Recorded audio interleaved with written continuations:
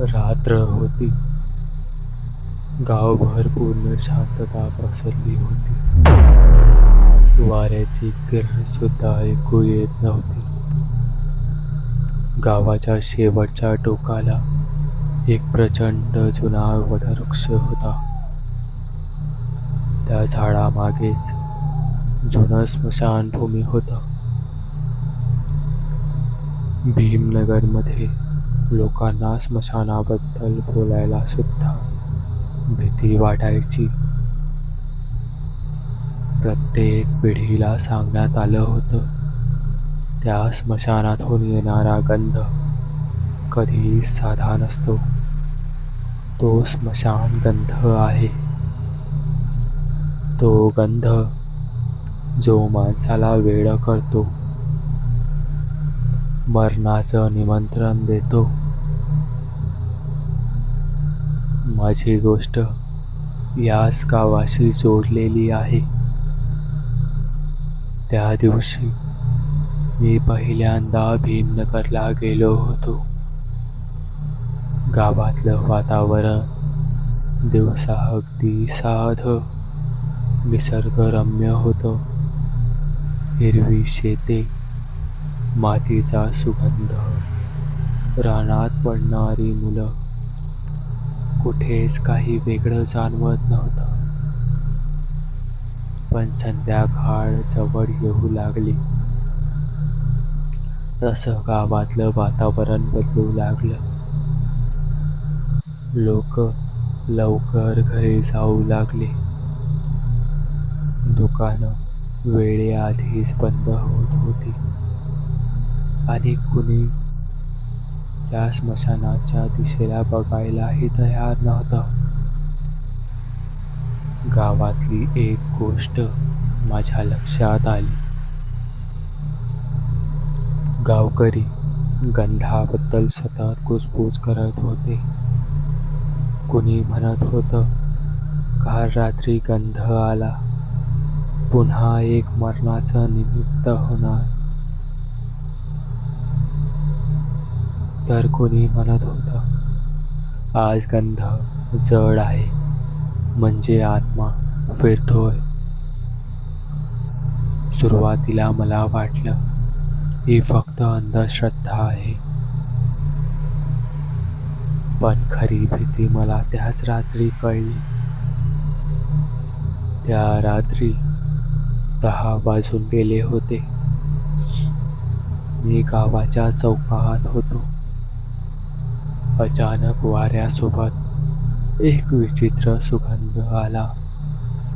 तो सुगंध ना फुलांचा ना मातीचा.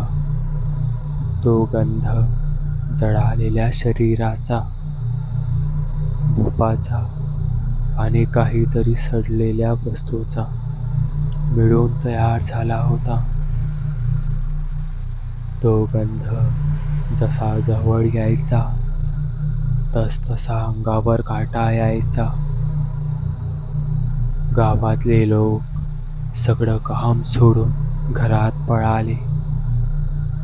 कोणाच्या घराचा दरवाजा जोरात बंद झाला. कोणाची खिडकी अचानक आपटली आणि मी एकटाच चौकात उभा राहिलो होतो. गंध जास्त जवळ आला आणि माझ्या कानावर हलका कुजबुजण्याचा आवाज आला. जणू कोणीतरी स्मशानातून हाक मारत होतं. मी धैर्य करून त्या वटवृक्षाकडे चालायला सुरुवात केली. वाऱ्याने अचानक जोर धरला. झाड करकरू लागली. जणू गाव मला थांबवायचा प्रयत्न करत होता. पण मी थांबलो नाही, कारण मला जाणून घ्यायचं होतं, हा स्मशान गंध खरंच आहे की फक्त लोकांच्या मनाची भीती.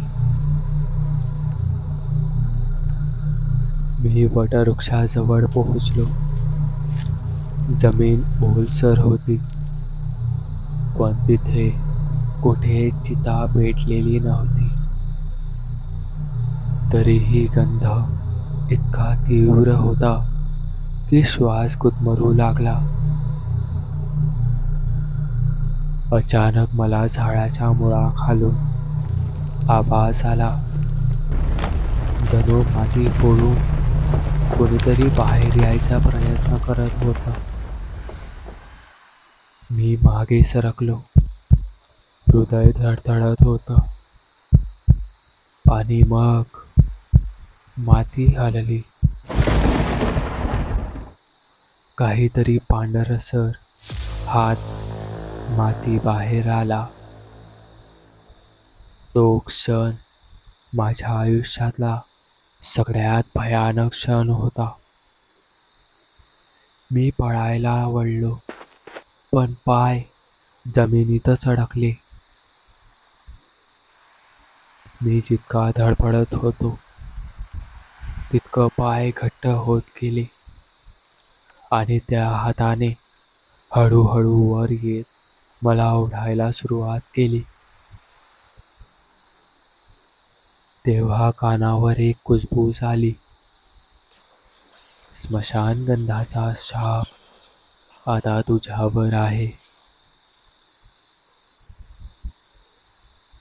कसेबसे मी तिथून सुटलो आणि गावात परतलो. सकाळी मी सगळ्यांना विचारलं, पण कुणीही बोलायला तयार नव्हतं. एक म्हातारा मात्र थोडं थांबून म्हणाला, बाळा, तिथं जे पाहिलंस तो कंठमणी आहे. भीमनगरच्या स्मशानात 100 वर्षापूर्वी एका माणसाला जिवंत गाडलं होतं. त्याच्या घशात एक मणी होता, जो त्याच्या शक्तीचं प्रतीक मानला जायचा. तो मणी मिळाला तर अमरत्व मिळतं असं लोक म्हणायचे. पण त्या मण्यासोबत शाप होता. ज्यांना तो मणी हवासा वाटेल त्याला स्मशानगंध वेडा करत जातो. शेवटी तो मरणाला भेटतो. हे ऐकून माझ्या अंगावर सर्र काटा आला. कारण काल रात्री जे काही झालं ते स्वप्न नव्हतं. तो खरा स्मशानगंध होता. त्या रात्री पुन्हा गंध आला आणि गावातल्या एका घरातून किंकाळी ऐकू आली. लोक धावून गेले तर एक तरुण मृत पडलेला होता. त्याचा चेहरा काळपट झालेला, डोळे पांढरे झाल्यासारखे. लोक म्हणाले, गंध त्याला घेऊन गेला.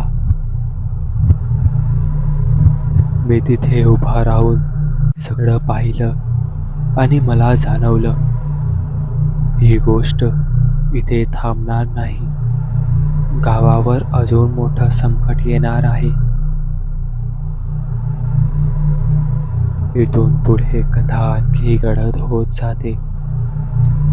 गावातील जुनी कागदपत्र, कंठामणीचा शाप, माझी स्मशानातली थरारक भेट आणि सतत येणारा गंध, जो प्रत्येक रात्री एखादा बळी घेतो.